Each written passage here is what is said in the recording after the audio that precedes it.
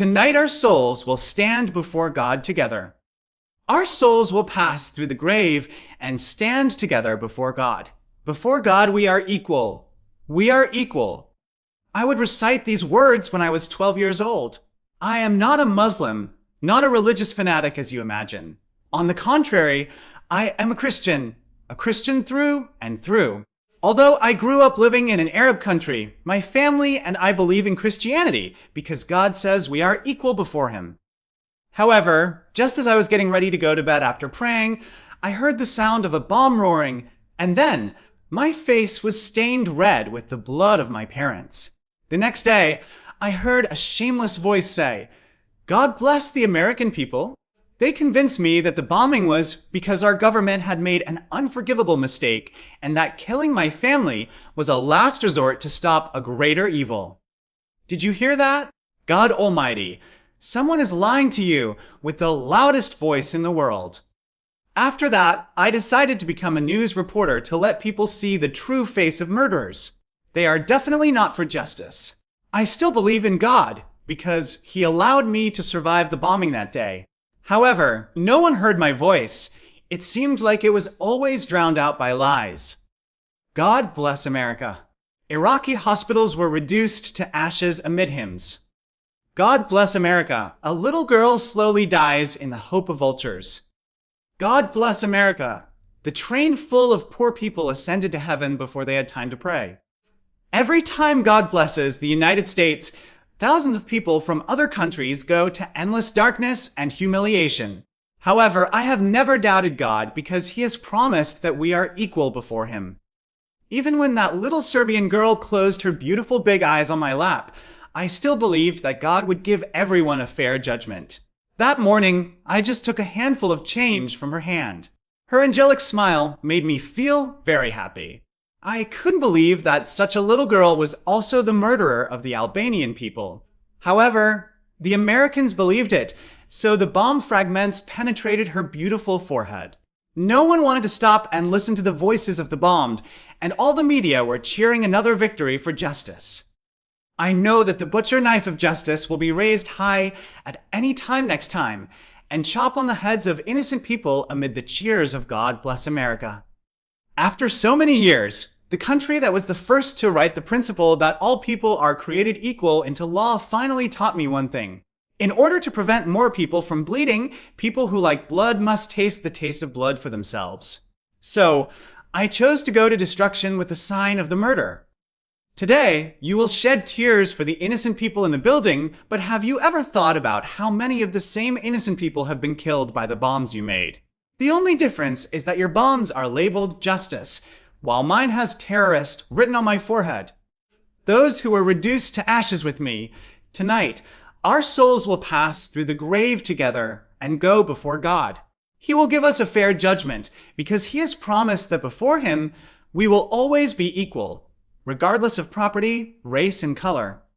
Your family will light mourning candles for you, and I will go to heaven or hell alone, where there are family members and friends who were killed by you in the name of God. Essay 2.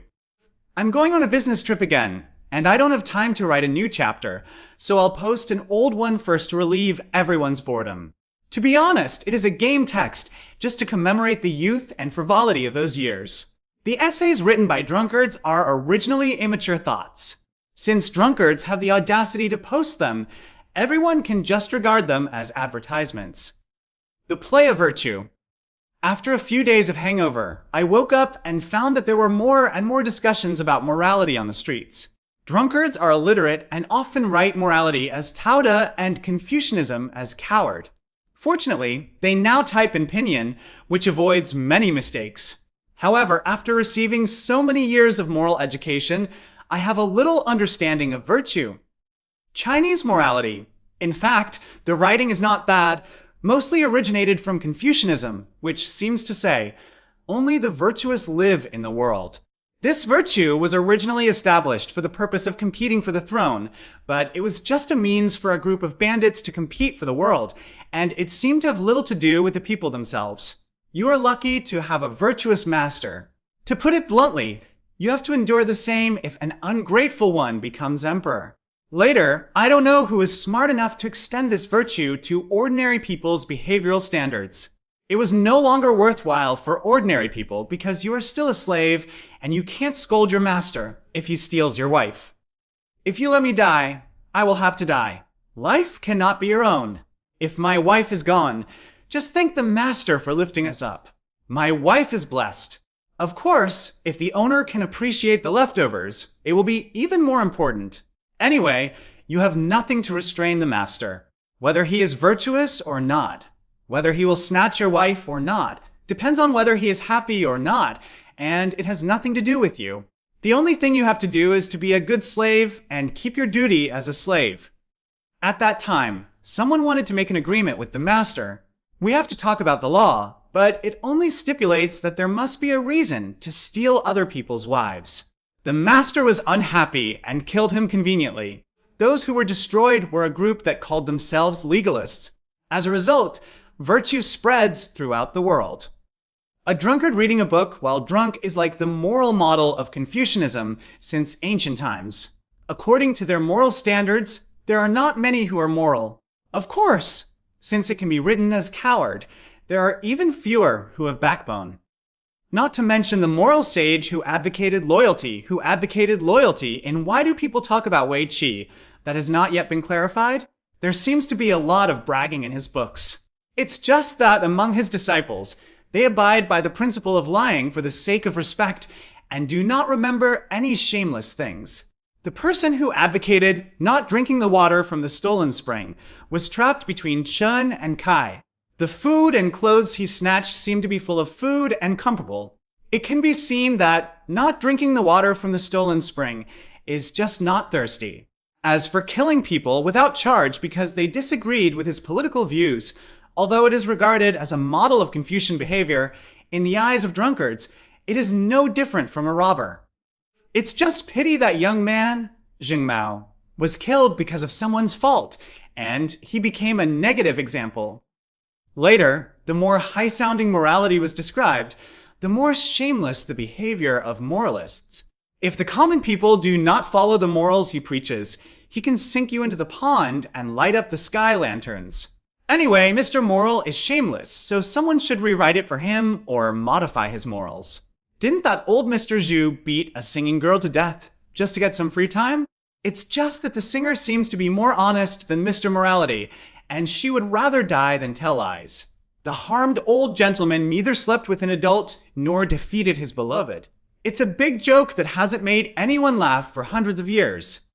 There's nothing you can do about it. He calls prostitutes femme lu suave. You're just acting like a hooligan when you pick up girls. Who makes you a commoner? In the end, Confucian morality is nothing more than a rag for wiping your mouth after sucking blood. Those so-called gentlemen probably have to add a false word. And most of them are perverted. Imagine a young beauty, naked, sitting in the arms of a man. No matter how well-mannered that man is, a certain part of his body will definitely react. This is human instinct that has been scientifically proven. You are not lying when you say that there is no sexual intercourse while sitting, then the person being sat must be gay or castrated. But then again, for thousands of years, there are very few Chinese literati who have not been ideologically castrated. Questions and answers to some readers about this book. I just got off the plane this morning and saw the increasing attention from readers to this book. I am very grateful to Qidian for recommending this book and readers for their love. Countless readers have accused Jiu Du's Ming of plagiarism. I'm very sorry, but this may disappoint you. Jiu Du's Ming was probably written much earlier than the two books everyone mentioned. Alcoholics can say with certainty that those two books did not plagiarize Ming. Although the beginning of one book is very similar to Ming, the subsequent plot development is not the same routine at all. The other novel is not the same type of novel as Ming at all, so it will not draw on the thinking of Ming.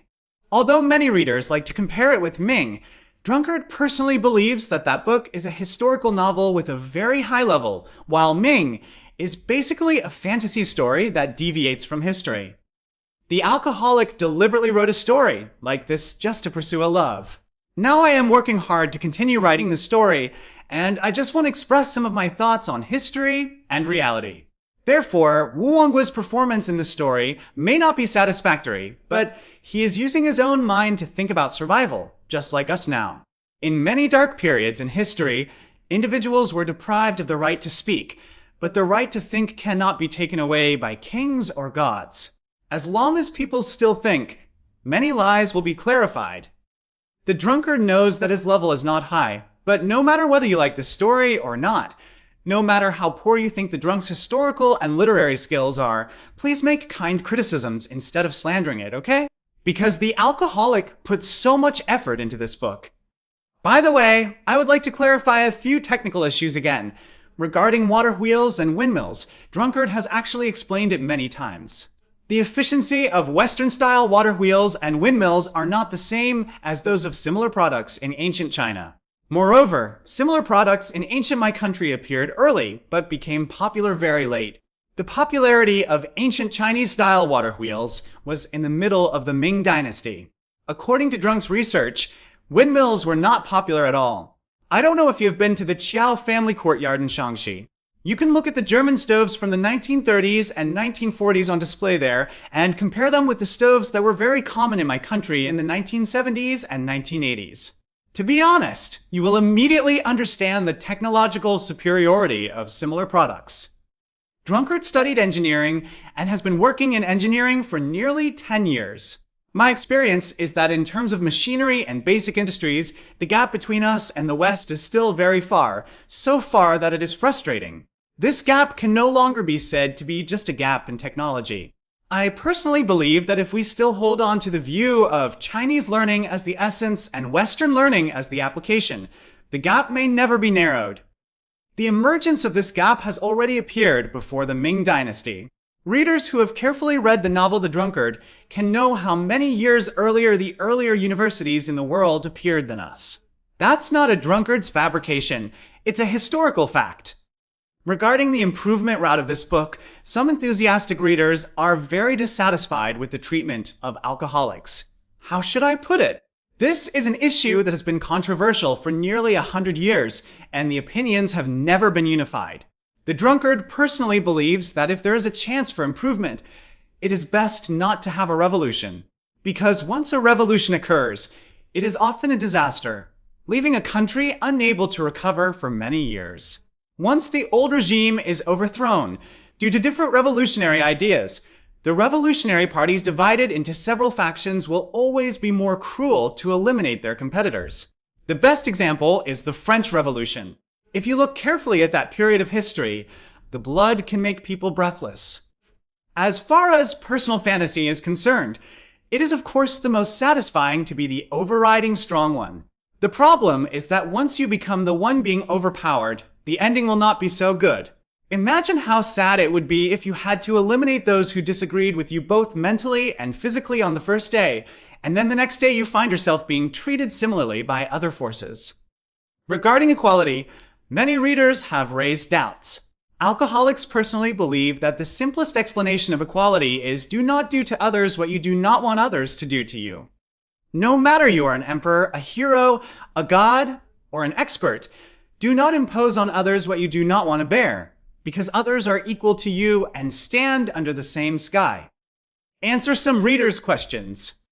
Sorry, the website is slow. I uploaded it twice. I just got off the plane this morning and saw the increasing attention from readers to this book. I am very grateful to Qidian for recommending this book and readers for their love. Countless readers have accused Jiu Du's Ming of plagiarism. I'm very sorry, but this may disappoint you. Jiu Du's Ming was probably written much earlier than the two books everyone mentioned. Alcoholics can say with certainty that those two books did not plagiarize Ming. Although the beginning of one book is very similar to Ming, the subsequent plot development is not the same routine at all.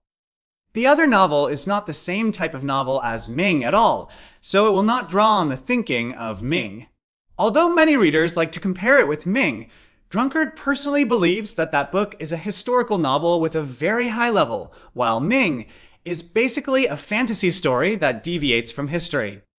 The alcoholic deliberately wrote a story like this just to pursue a love. Now I am working hard to continue writing the story, and I just want to express some of my thoughts on history and reality. Therefore, Wu Wangguo's performance in the story may not be satisfactory, but he is using his own mind to think about survival, just like us now. In many dark periods in history, individuals were deprived of the right to speak, but the right to think cannot be taken away by kings or gods. As long as people still think, many lies will be clarified. The drunkard knows that his level is not high, but no matter whether you like the story or not, no matter how poor you think the drunk's historical and literary skills are, please make kind criticisms instead of slandering it, okay? Because the alcoholic put so much effort into this book. By the way, I would like to clarify a few technical issues again. Regarding water wheels and windmills, Drunkard has actually explained it many times. The efficiency of Western-style water wheels and windmills are not the same as those of similar products in ancient China. Moreover, similar products in ancient my country appeared early, but became popular very late. The popularity of ancient Chinese-style water wheels was in the middle of the Ming Dynasty. According to Drunk's research, windmills were not popular at all. I don't know if you've been to the Qiao family courtyard in Shaanxi. You can look at the German stoves from the 1930s and 1940s on display there, and compare them with the stoves that were very common in my country in the 1970s and 1980s. To be honest, you will immediately understand the technological superiority of similar products. Drunkard studied engineering and has been working in engineering for nearly 10 years. My experience is that in terms of machinery and basic industries, the gap between us and the West is still very far, so far that it is frustrating. This gap can no longer be said to be just a gap in technology. I personally believe that if we still hold on to the view of Chinese learning as the essence and Western learning as the application, the gap may never be narrowed. The emergence of this gap has already appeared before the Ming Dynasty. Readers who have carefully read the novel The Drunkard can know how many years earlier the earlier universities in the world appeared than us. That's not a drunkard's fabrication. It's a historical fact. Regarding the improvement route of this book, some enthusiastic readers are very dissatisfied with the treatment of alcoholics. How should I put it? This is an issue that has been controversial for nearly 100 years, and the opinions have never been unified. The drunkard personally believes that if there is a chance for improvement, it is best not to have a revolution. Because once a revolution occurs, it is often a disaster, leaving a country unable to recover for many years. Once the old regime is overthrown, due to different revolutionary ideas, the revolutionary parties divided into several factions will always be more cruel to eliminate their competitors. The best example is the French Revolution. If you look carefully at that period of history, the blood can make people breathless. As far as personal fantasy is concerned, it is of course the most satisfying to be the overriding strong one. The problem is that once you become the one being overpowered, the ending will not be so good. Imagine how sad it would be if you had to eliminate those who disagreed with you both mentally and physically on the first day, and then the next day you find yourself being treated similarly by other forces. Regarding equality, many readers have raised doubts. Alcoholics personally believe that the simplest explanation of equality is do not do to others what you do not want others to do to you. No matter you are an emperor, a hero, a god, or an expert, do not impose on others what you do not want to bear, because others are equal to you and stand under the same sky. At 8 p.m. on July 10th, the author Sanjiang talked with readers about his writing process. In the official history, Togusi Timer's power gradually declined under the continuous attack of the Ming Dynasty. Especially in the 21st year of Hongwu, General Lan Yushuai's 150,000 troops attacked Beia Forest and captured more than 70,000 people from Togusi Timer's direct lineage and family members of officials. Togusi Timer fled the battlefield with only dozens of people and defected to Yesu Tuaer of Ali Bu-Ji's faction. In 1388, Yasudar killed Togush Timur and became the Great Khan of Mongolia, called Zirikta Khan.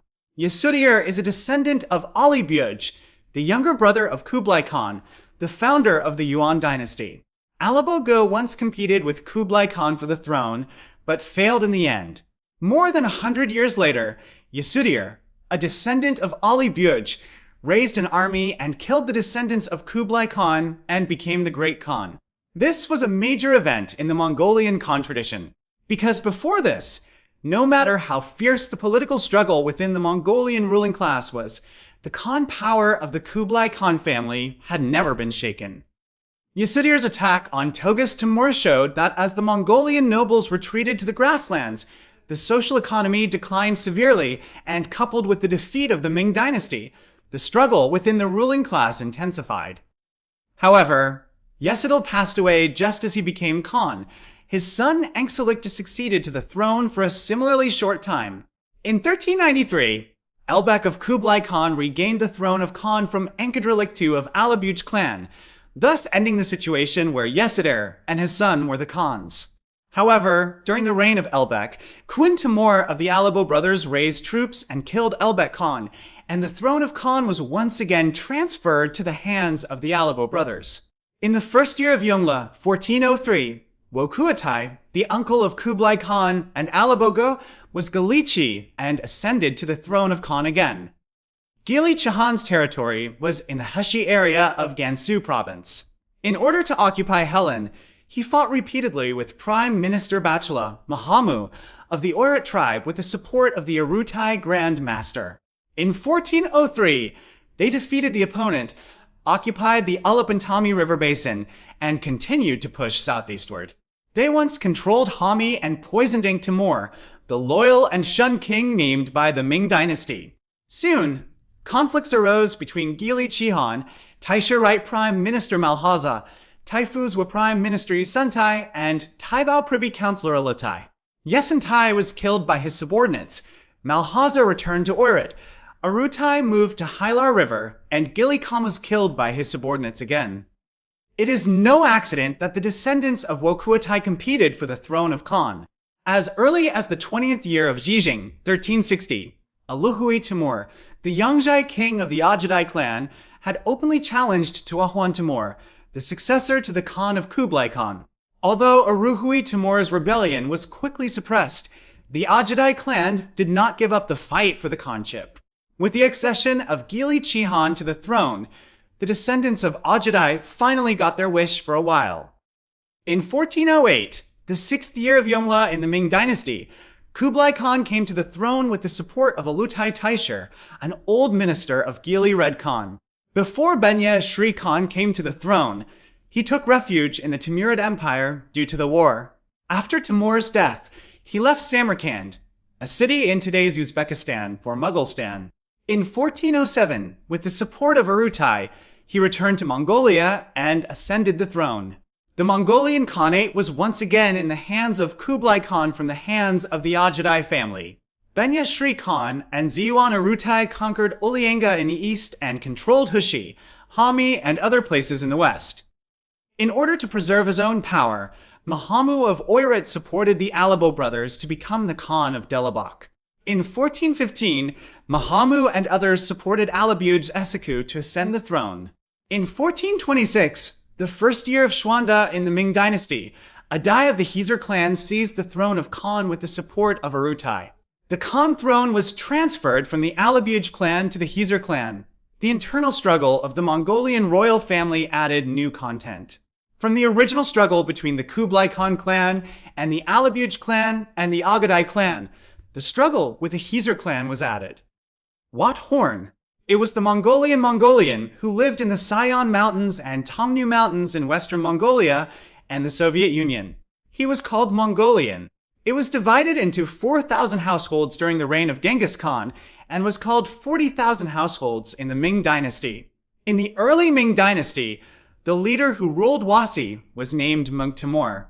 After his death, Wasi was divided between Mahamu, Taiping, and Bantazilhuo. When the great Khan of Eastern Mongolia was declining due to the military attacks of the Ming dynasty and the internal strife of the ruling class, Wasa, who had less war, took the opportunity to rise and attempted to seize the rule of the entire Mongolian region. In this struggle, Wasi and Eastern Mongolia were two opposing parties, and the Ming dynasty supported one and suppressed the other, playing a role in fueling the flames. All lands in the western regions. There are also many Mongolians in the Eight Guards areas such as Hami, Chijin Mongolia, and Shazhou. Some of the leaders of the guards are descendants of Mongolian nobles and clans of the Yuan dynasty. The places in the western regions are located on the east-west transportation routes and have close political, economic, and military relations with Wasi, Eastern Mongolia, Turpan, and the Ming dynasty. Especially Hami. All forces have launched a long and fierce struggle to compete for it. To the west of Hami are Besbali, now north of Jimsar County, Xinjiang, later moved to the Ili River Basin and renamed Yulabali and Turpan. Their rulers are descendants of Chagatai and have maintained a long-term tributary relationship with the Ming dynasty. Turpan expanded its power eastward, occupied Hami 3 times, and had wars with Wasi and the Ming dynasty. Update instructions. An alcoholic, native of Inner Mongolia, graduated from a school in Jiangnan, engaged in debugging of electrical equipment in Beijing. I like to doodle in my spare time. I once wrote several essays when I was drunk, but they all disappeared from the internet due to the incompatibility of the times. In 2001, I wrote my first novel, Qin, and became obsessed with reading online novels.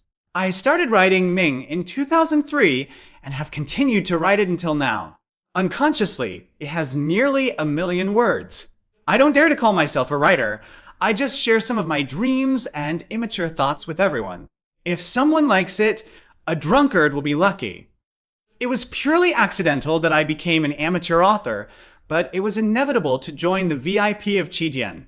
If one day I can look back on the confused years of 2004 to my son, I will point to a bunch of pirated copies of Ming and say to him, "Look, your father has supported so many pirates.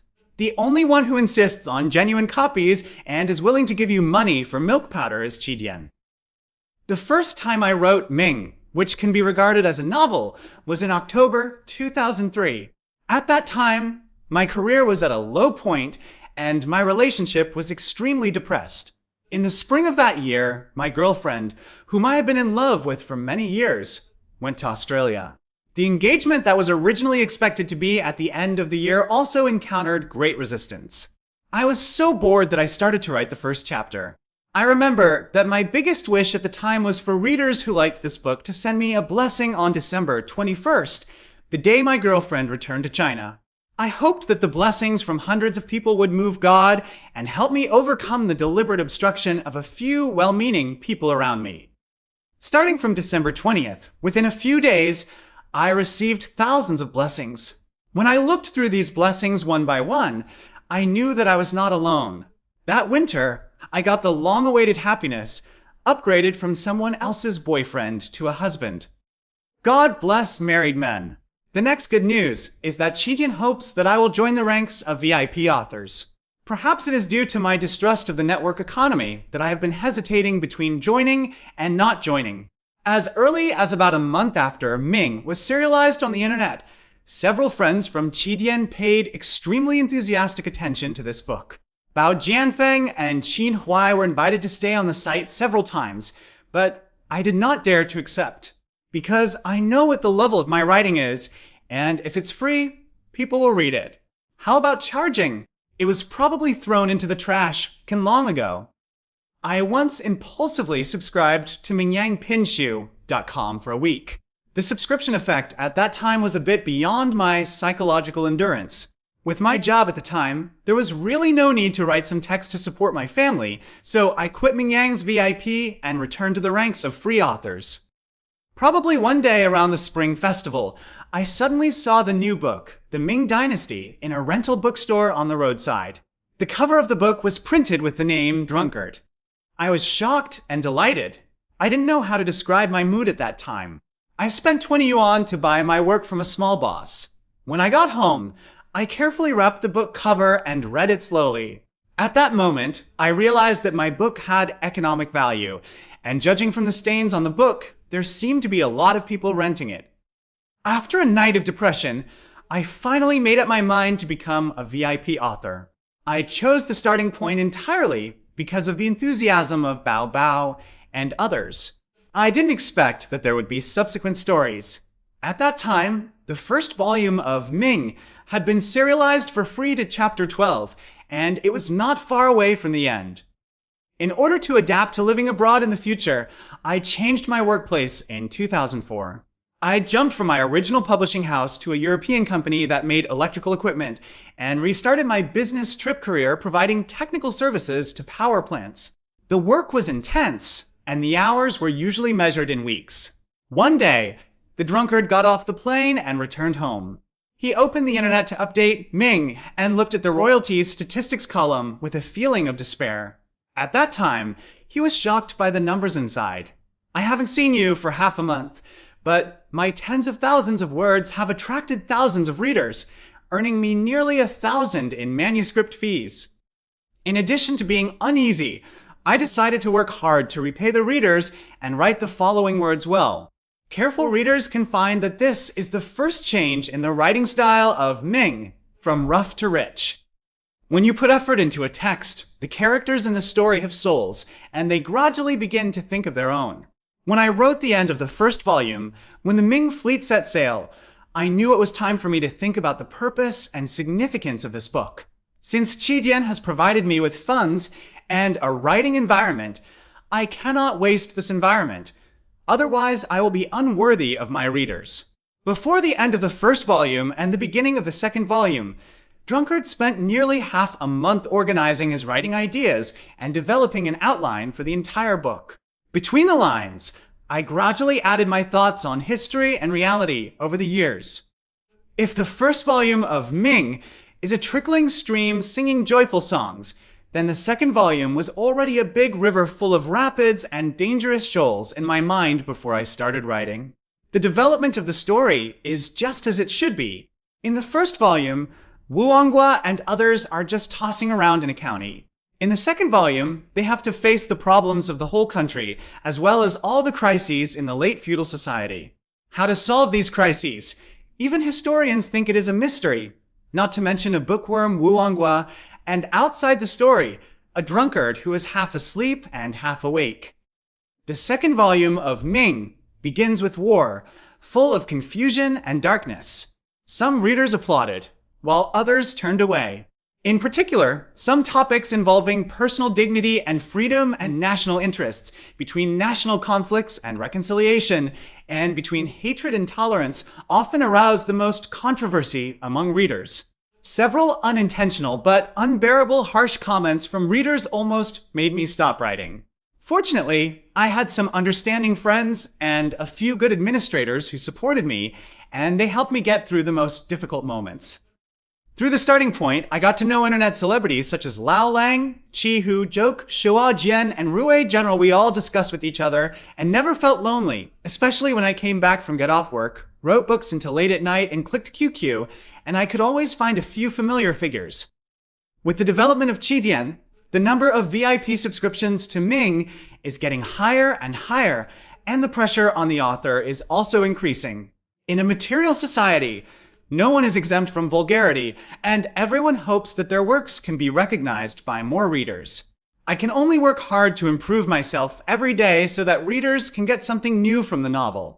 The internet is an eyeball economy, and readers are the only judges of competition. They will not aggrieve their brains because of their deep love over time. This is the unmitigated truth for both VIP authors. The VIP system closely links the starting point with the author's interests. As the starting point continues to develop, the authors benefit